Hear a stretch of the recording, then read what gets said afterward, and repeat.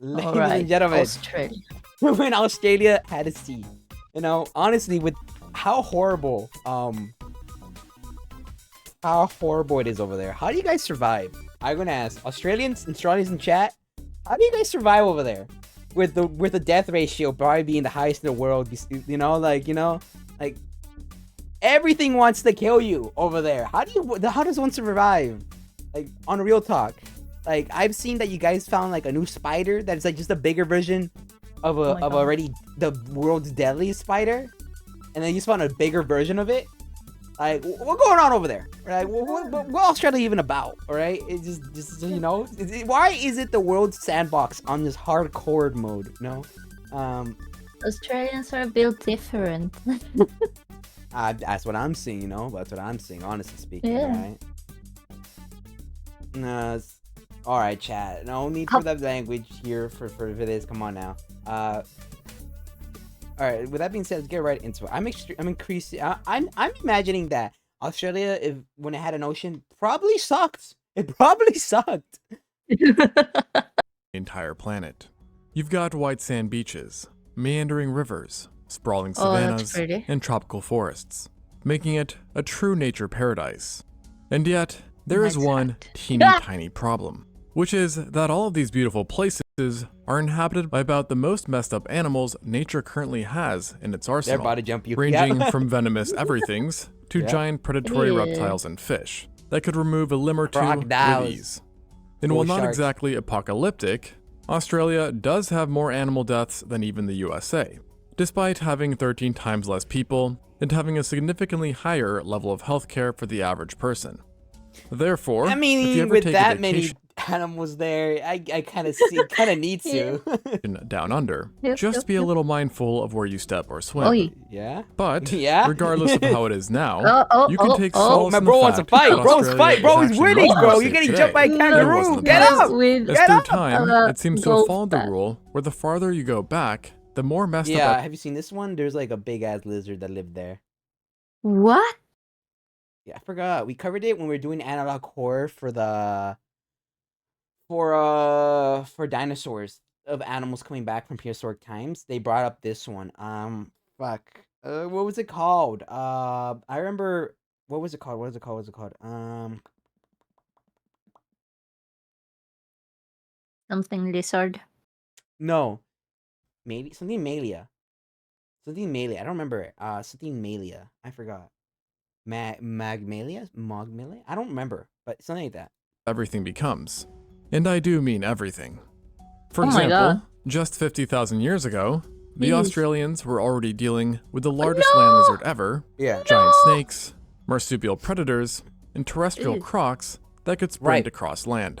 These guys also existed. They're a sprinting crocodile, yes. That's terrifying. Meganelania? I think that one. I think it was that one. However, despite everything Australia has thrown at the world during the Cenozoic, none of it compares to what it was like during the Mesozoic, as it was then that Australia was the perfect breeding ground for nightmarish animals, and united terrestrial, avian, and Oh, aquatics no. apex predators into just one single place, Bro. the Aeromingus. I fucking love the design of these plesiosaurs. I don't know why. They look super cool. And then I forget there's a lot of different names for this one. I know there's one called Predator X. I think there's the Lipruodon. And then I think there's like two more I can think about, but I can't remember the names for the life of me, right? And then the dolphins. The dolphin, bro. If anybody's seen Walking with Dinosaurs, I have the whole thing on VHS, part 1 and part 2. And bro, that was so peak content. And also, what we also had was what's it called? I know there's Walking with Dinosaurs. Is it Walking with Dinosaurs? I think that's right. And then there was No clue. what was the one guy that made like a fantasy series of what it would have been? It was like a whole like it was like I forgot what it was called, but it was like a guy acting like he went back in time. It was all educational. Point was, right? And it was amazing. I'm gonna lie. But yeah. I honestly learned a lot about it watching this as a kid, or as I was younger. There's so many interesting designs in the ocean. You guys know that shark that has like a saw mouth? Oh, yes, yes, yes, yes. I don't remember the name, but I have seen him. Yeah, like there's so many designs are just like the Dunkleosteus design also itself is already one. The uh something Charis. Humanoid Charis? Something like that. I forgot, which is like the first apex predator in the ocean ever, I'm pretty sure. Or one of the firsts. It's also sea scorpions, all these things are just like interesting designs that is just like the ocean is spewed out to, be interesting. Sea.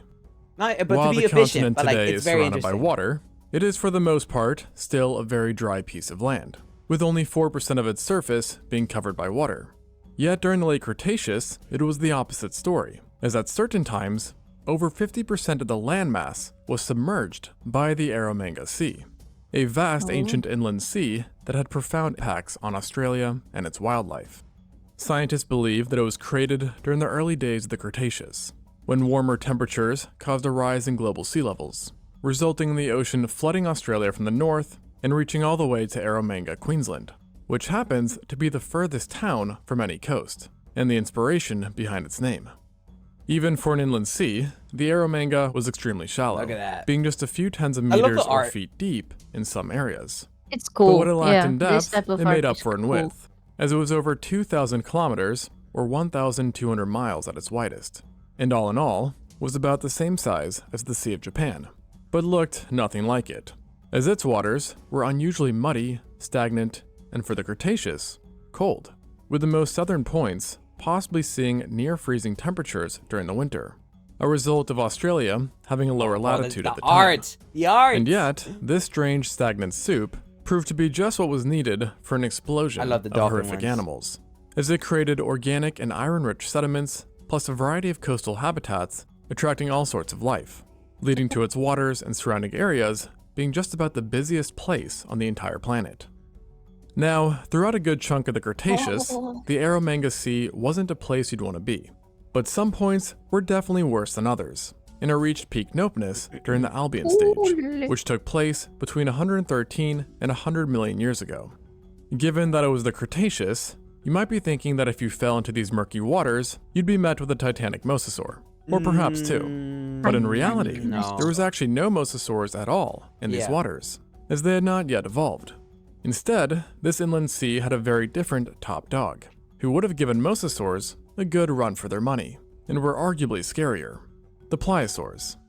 While mainly being known as the kings of the Jurassic, the early Cretaceous did have a few still roaming around, and Eromanga in particular was a hotspot, Oh my god. with multiple kinds being present. Pliosaurs are Based on pure looks crazy. alone, they did have a bit of an edge over mosasaurs, sporting giant wide skulls lined with razor-sharp Bro, teeth it's really and crazy to just think Shit. that shit was in the ocean at one point. Fuck a shark, you know? I am so happy they don't exist anymore. But at the same time, it would be so cool I would to not like I already go. It's not like I go to the ocean anyways. But even then, Yeah. big less more. I'd have even bigger, less of a chance to be going to an ocean with this. Yeah, like I wouldn't go to the ocean at all, but it would be so cool to like be able to see one like in real life. But at the same time, it's like thank God they are not here anymore. Yeah, basically. robust but streamlined bodies equipped with 4 large flippers that help them maneuver the shallow seas with eerie grace and speed.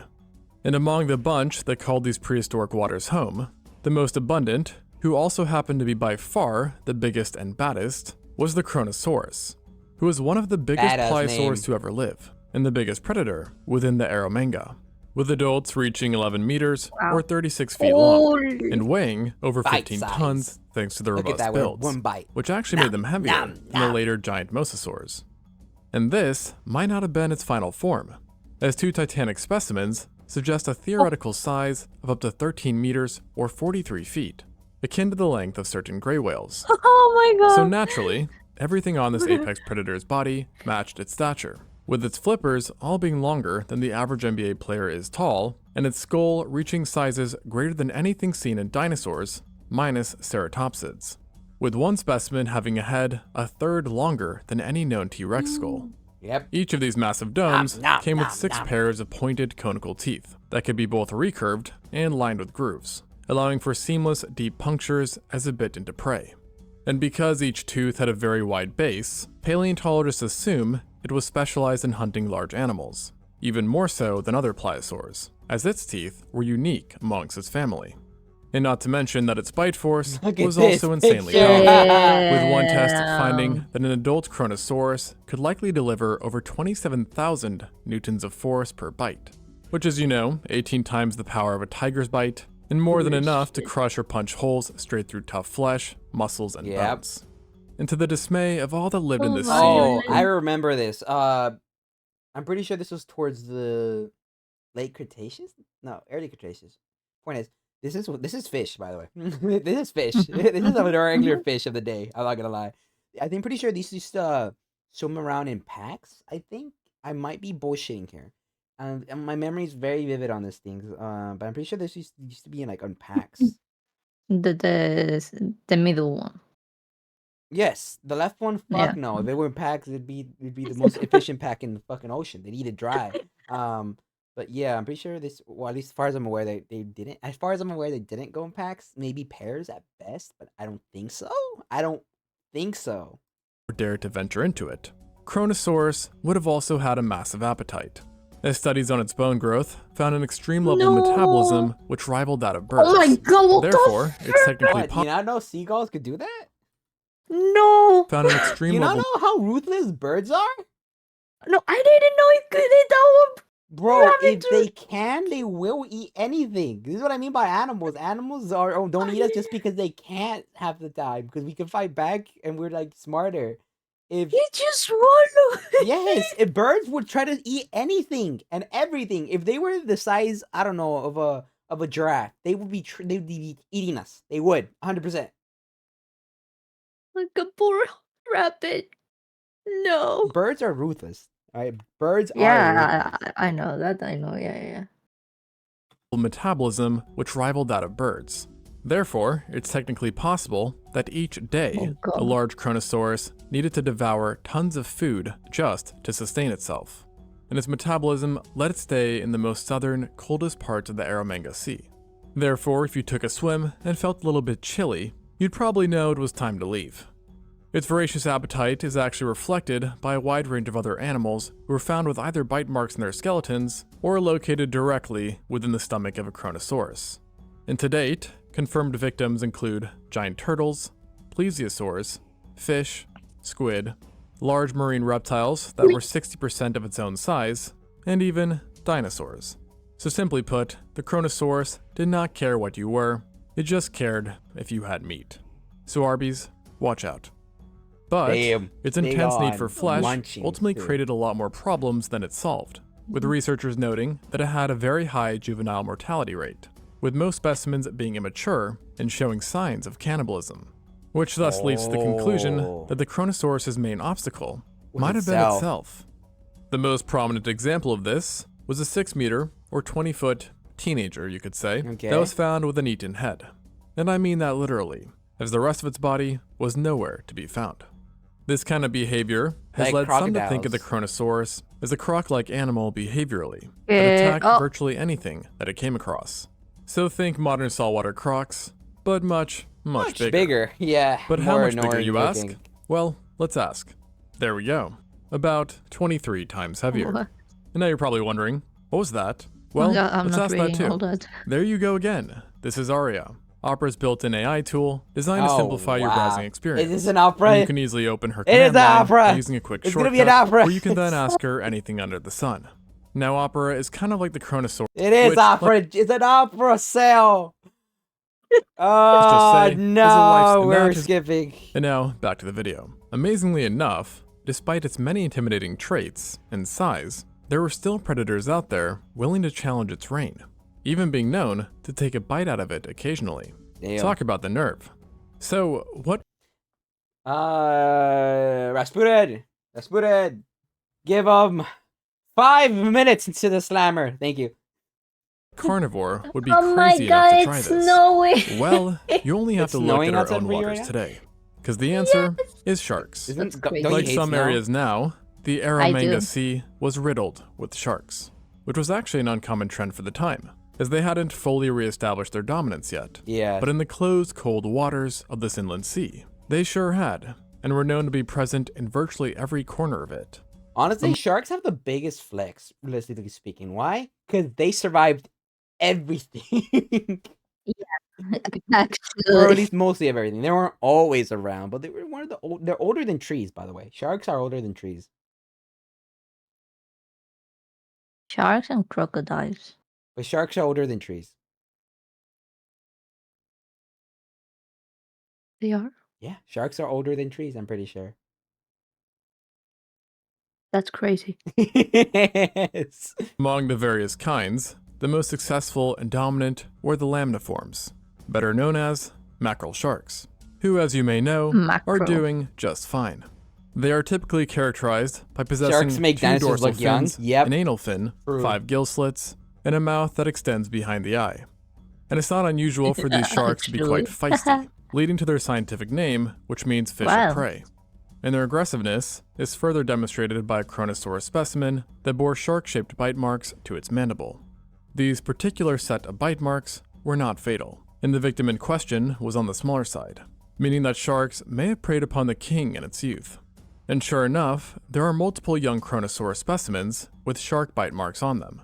And it wasn't just the king that got nipped, as many large fish have also been found partially devoured by prehistoric jaws.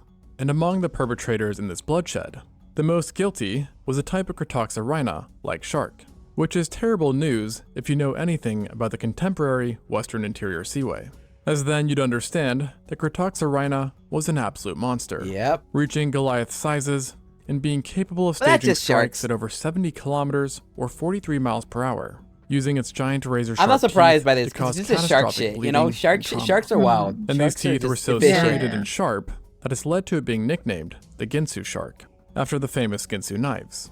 And while the Australian version might not have been the same Cratoxorhina species from America, it could still be a sister species or a closely related family member, and was, in true Australian fashion, even deadlier, having similar, albeit longer teeth, and growing to be larger, with matured specimens But that's just- measuring around 9 meters That's or 30 just feet, that's just while shark weighing over shit, 6 you know. tons. That's just how it Meaning, goes. it was one of the largest sharks to ever live, period. And makes the great whites of Australia today look like child's play. Oh, The look at abnormal that. success of sharks in the sea might have been due to their powerful senses. I'm looking at this and saying, Period. "Fuck And makes no, the great whites of baby." Australia Look at that. today look like child's play. Look at that. The abnormal success of sharks in the sea might have been due to their powerful senses, which theoretically helped them navigate the murky waters and gain an advantage against competition. Or it could have been just something to do with Eromanga Sea in general, as there did seem to be a pattern of animals doing well here that were not generally popping off elsewhere. And another example of this was a group of animals actually in the midst of their own undoing, the ichthyosaurs. Yeah, that's the one. While That's these what were they're the called. rulers of the Ichthyosaurs. Look at them. Look how fucking swollen they look. Yeah, it looks Triassic funny and large parts scary. of Look the at this. Jurassic, They're ichthyosaurs like had big as found themselves dolphins. in a rather I know rough- they're not actually dolphins, chat, all right? But they look like dolphins, so I call them dolphins. Okay, I'm aware. I'm aware. I'm aware. Cody said comment. Actually, you know, like I'm good. I know. I'm using baby terms for Sammy here. Okay. All right, that's what I'm doing here. Okay, I'm aware. during the early Cretaceous, and were beginning a downwards trend that would unfortunately not stop, courtesy of climatic upheaval. And yet, in the Eromanga Sea, some of them were making one last stand, thriving despite everything, and reaching sizes not seen since the Jurassic. And while not the sea's apex predators, Eromanga ichthyosaurs still had impressive diets, which included a diverse amount of fish, shelled occasional marine animals. reptiles, and lots of squid. Squids. With one specimen even being discovered with a belly filled to the brim with belemnites that had been swallowed whole. While these guys were reptiles, they did bear quite a coincidental resemblance to dolphins, Yeah, you see- and likely mirrored their agility and speed, with their length to depth ratio being between 3 and 5, which is the perfect amount to reduce water resistance and drag. They also possessed smooth skin, compact bodies, and large tail flukes, all making them among the fastest swimmers in Australia, and about 20% faster than any other marine reptile in Oh their my environment. god. And if you took a swim, you'd expect to see a few kinds flying about. But it was one genus in particular that was on top, the Platypterygius. This genus was by a landslide the most common ichthyosaur, and made it big, specializing in deep diving, where it used its large eyes and toothy curved snout to pick off prey with ease.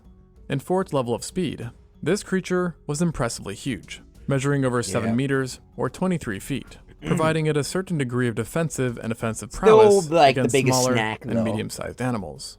And though its teeth were designed mainly for softer prey, its size did allow for some bigger mouthfuls, like large protostegid sea turtles and even Oh yeah, dinosaurs. there's giant turtles Specifically back in the birds, day. as Like an unarmed giant turtles. Yeah, I want to see a Proteus giant was turtle. found within one stomach.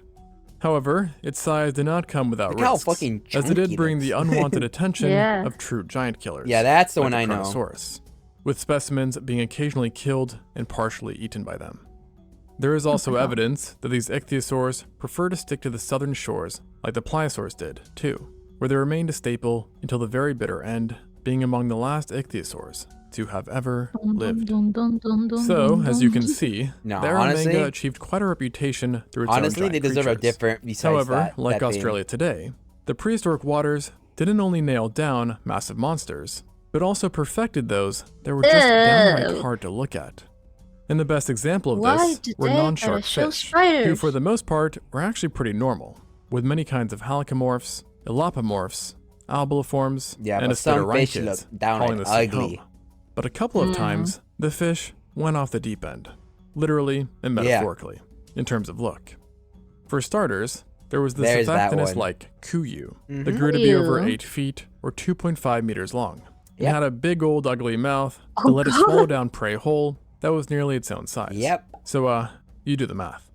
It typically liked to stick to the surface and was equally distributed across the entire sea, Yep. even being found in narrow straits and possibly So brackish Australia's water. always been fucked. And while it Absolutely. was certainly an unfriendly sight, it wasn't as disturbing as something we are quite familiar with today, swordfish.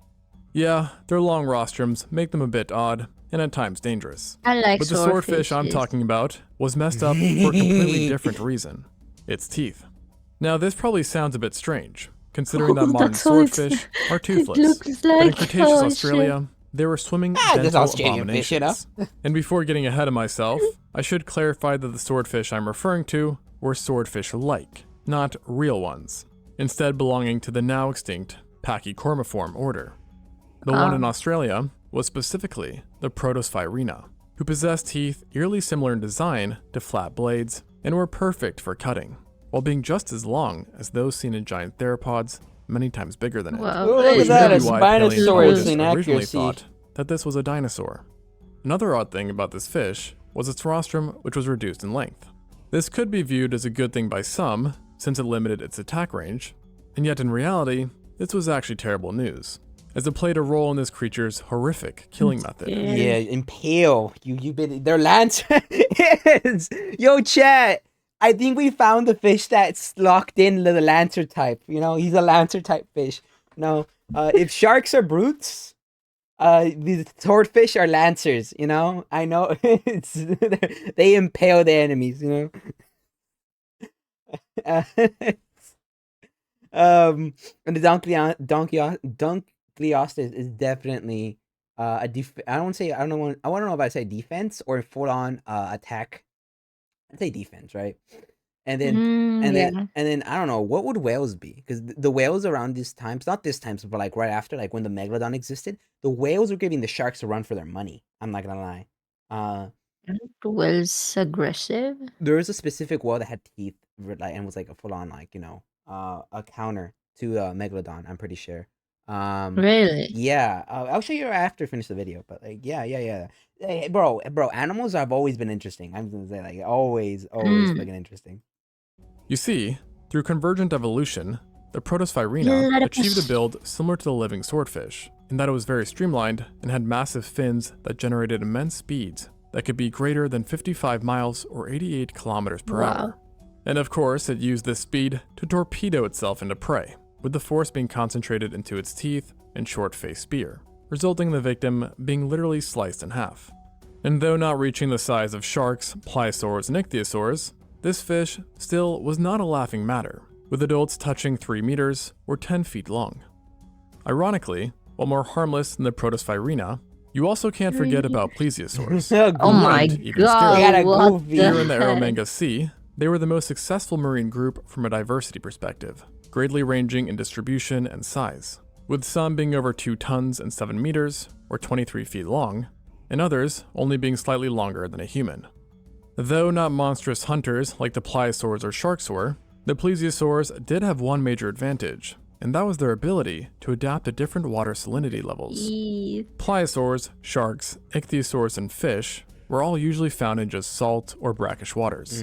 Yet plesiosaurs were known to live in both, Everywhere. plus Goodness. freshwater as well, being able to travel up Everywhere. rivers that ran into and fed the inland sea. This granted them the option to populate a multitude of environments, and meant that even the narrowest of waterways could potentially be harboring a multi-tonned animal. So, yeah, no thanks. Along with their adaptability, plesiosaurs were further empowered by strong flippers, keen eyesight, drag-resistant bodies, and of course, their iconic long necks that let them sneakily prod schools of fish without scaring them off. And then to kill, their mouths were filled Nessie! with dozens of small You pointed know? teeth, You know? perfect for catching fish and cephalopods. That's what the But name unfortunately, was. their designs, no matter how efficient, did not stop them from becoming food for a lot of the top predators. And given just how many of the Eromanga's animals were carnivores, it truly seems that nothing was completely safe in these waters. And yet, Eromanga still managed to squeeze in impressive animals that were relatively harmless, including giant turtles, man-sized cephalopods, a plethora of fish, Squids in the back of the day were jellyfish, crazy. camarias, bivalves, snails, and Yep. rays. All this made Eromanga one of the liveliest bodies of water, and given that most residents were predators, you'd think that animals on land would get the message to stay far away. But in reality, Nope. they were drawn to it like moths are to a light. And the coast of Eromanga and its surrounding environments were just as bountiful as the water. Why animals are so plentiful is not 100% certain. Yet some of the potential reasons include that the sea provided food directly for certain creatures, while also creating a myriad of different biomes that are rich in resources, like coastal forests, wetlands, mangroves, flats, and marshes. Some of the inhabitants who lived in these environments provided the world with their own dose of terror.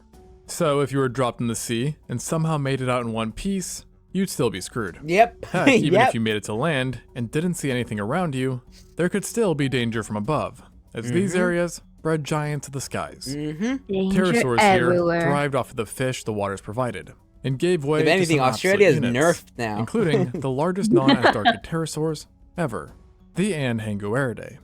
Over 4 kinds are known to have lived in the Eromanga Basin, My and they're a bit of a dying breed, being among the last of their kind to possess teeth, which were used to hunt primarily fish. But they were so plentiful, you probably couldn't have gone a day without seeing one of these guys scouring the waters and shoreline. And they were very easy to spot, considering that the largest one, the Thapungaka, had a wingspan over 7 meters or 23 feet long. In other That's, words, twice that of the biggest bird today. And it possibly got even bigger, reaching 31 feet Wow. or 9.5 meters. And so at this size, you probably wouldn't be taking any comfort in its piscivorous diet, as even a playful nip with its needle-like teeth would not have felt great. On the shorelines, pterosaurs were joined by another group of animals that have actually remained a staple in Like Australia. crocodiles. Crocodiles, Yeah. or rather crocodilians, But not the with 2 same genera kind. being known of, the Confractosuchus Yep. and the Isisfordia. Up Wanna until guess how now, big these neither guys have are? actually been found in saltwater areas, rather spending their time in the rivers that fed the sea.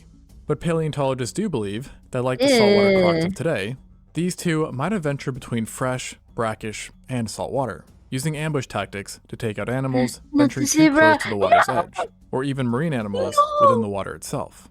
A more common occurrence for the Isisfordia, which sported a narrower snout, while the Confractosuchus had wider jaws that were similar to those seen in modern crocodiles. Fortunately, the one silver lining is that both weren't supersized like their contemporary, There the it is. Dinosuchus. Dinosuchus. Oh my Dinosuchus. Measuring 1 meter or Okay, these were the 3.3 small feet, kind. and the Okay, all right. Confractosuchus being a bit bigger Okay, at around okay. 2.5 I was meters gonna say Dino or 8 Nucus, but feet. you gotta watch the Dino So about Nucus the one same after. size as your typical Komodo dragon. But oh. they made up for what they lacked in size Oh my god, with their they could run. larger-than-life diets.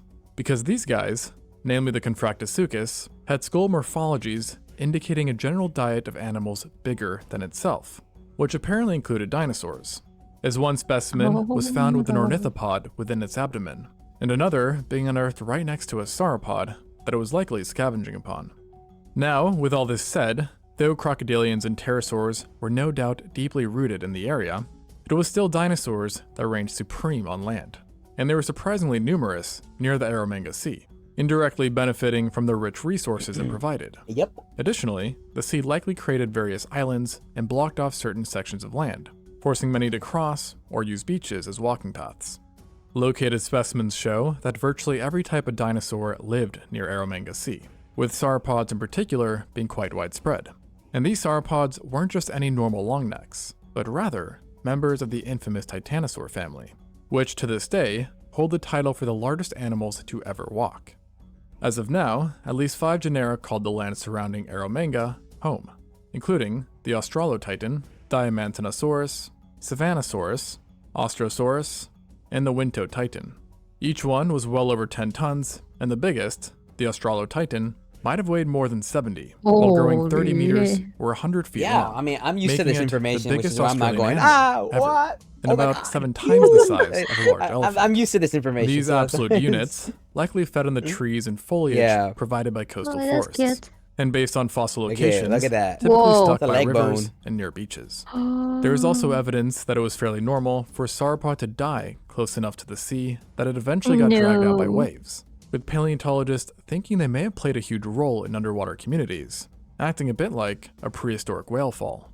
And tracks further suggest that groups often walked along the coast, frequently bringing them into close proximity with aquatic life. And sure enough, even Kronosaurus, sharks, and That picture's plesiosaurs have been found crazy. relatively close to sauropod skeletons. And it appears that these giants' preference for water extended to other herbivorous dinosaurs as well, including the Conbarosaurus, Mutaburosaurus, Iguanodontids, multiple unidentified ornithopods, and ankylosaurs. Yep. Now sure, these dinosaurs aren't the most scary or dangerous, The last but one they were looked like a still probably Digimon. not the animal you'd want to provoke. And Nah, they you were by no call means it. alone. Now as you did, calling the Digimods. Digimon, digital monster. I can't sing that. of course, have meat-eating theropods that prowled the coastlines as well. And they were regrettably the worst kind possible, the Megaraptorans. If you've seen my recent video, you know why I say the worst. And if you haven't, you should. What the? But here's a little Great. refresher. Megaraptorans were a clade of carnivorous dinosaurs that had giant sickle claws, not on their feet, but their hands. Yep. That in combination with giant powerful arms Slashers. allowed Megaraptorans to essentially become Freddy Kruegers, slashing and impaling prey, which they would then literally eat. Bro, look at that pose though. Low key we got an album right here. Look at that foot pose in Oh. front. He posed up, eating full. God, he's styling on the other guy screaming over here. I'm kind of in the way, but you know, this is an album cover I've ever seen one. All right, I'm just saying. I'm just saying. like skewered kebabs while alive. Oh, and don't forget that they also had extremely standing hollowed on bones its, that made them much prey. lighter Yeah. than they should have been, resulting in them essentially being the cheetahs of their time, just a lot more horrifying. And of Oh my course, in true God. Australian fashion, there couldn't be only one Megaraptoran. Oh no, there had to be a couple, with at least one being identified and named, while the others remain undescribed.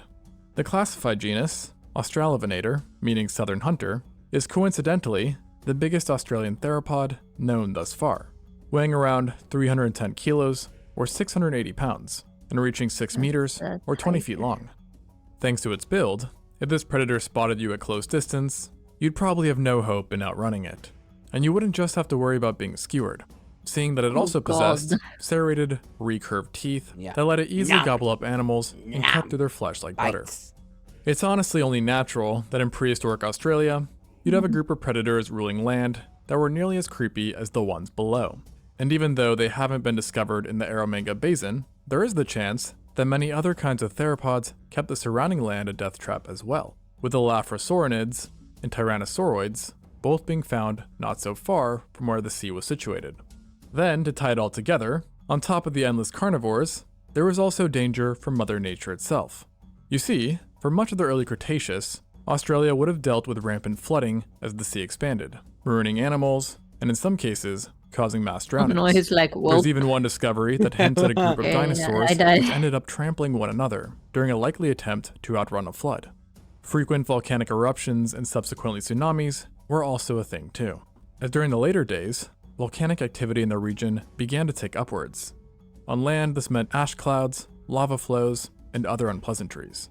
Yet it was really in the sea where animals suffered, since the volcanism resulted in the continent's edges lifting up, which began to slowly dry the inland sea, and thus dooming many. And ultimately, it's thought that this was the final nail in the coffin for the Eromanga Sea, with it shrinking a little bit more every single day, until eventually it became completely replaced by vast floodplains, with researchers estimating that it disappeared by the time the Albian stage ended, marking the so-called extinction of one of the scariest No. places to ever exist. Thanks for watching, and until next time on Extinct Zoo. Honestly, peak content. I gotta say, these animals themselves always gonna be interesting. I think the biggest thing we can take out of here is Common trend for the you know, we will appreciate sharks as the apex species. You know, they went out. They only went that alive today, besides the crocodiles. You know, the absolute kings of the sea now, aren't they? Huh? Unless you're an orca, then you'd bully them. But it's besides the point. And I kinda happy. I mean, I'm not kinda. I'm very happy these creatures do not exist anymore. But it would have been so cool to see some of them. And so, like- they're dead. God. No. They're dead. Gone. You got eaten. Into the end of the day. You know, that's what you did. You played in a pool of water. But like, it would have been cool if possible. It would have been cool. I hope scientists don't have the sudden idea of bringing these creatures to life, because I know they have been thinking about doing. No, it depends, because they're So? not like gonna let it in the ocean. They probably let it in controlled environments. Because think about it, you throw something like that in the ocean, then you have the whole problem with ecosystems, how certain animals are probably gonna die out or feed on the type of species and grow out of order. It's an entire ecosystem balance. I'm assuming, and honestly, I'd be assuming very well. I'm assuming, right? If they made this type of species, they would do it in a controlled environment and not just on the ocean. I think since they're scientists, they know that they can't just store it in the ocean. There's, Yeah. That's what I mean. Like, if they make it, it's probably gonna be in a secluded cell somewhere, But we can make dino burgers. Well, good fact. That is true. We can make dino burgers, 100%. But anyways, even if we were to make anything, whatever we would make would not really be a dinosaur. It'd look like a dinosaur. It'd talk like a dinosaur, but it'd be a science-grown animal. It's not science, but like a lab-grown animal. It would be something that looks like a dinosaur, but it never would really naturally be an actual dinosaur. You know what I mean? Yeah. Like if you were to Is make it that if we were to make a human in a lab, like fully in a lab, like it wouldn't really be a human, would it? It'd be everything that makes up a human, but it wouldn't be a natural human. It'd be a science lab-grown human, and in itself isn't a human, but it has every right to be alive, I would say. But I don't know. That's when we get some more like, more philosophical views about that, which I am not in the mood of discussing. But that being said, I really like this video. I think I'm gonna check out more of his content later, so I'm gonna subscribe and like. I really liked it. Good. And yeah. Thank you very much for watching, everybody. This was very entertaining, and don't forget to like and subscribe. And as always, thank you, Sammy, for joining me. Thank you for having me. And yeah, that's gonna be all for me today, and I'll hopefully catch you guys later. Don't forget to like, subscribe, and I'll catch y'all later. Bye bye. Bye.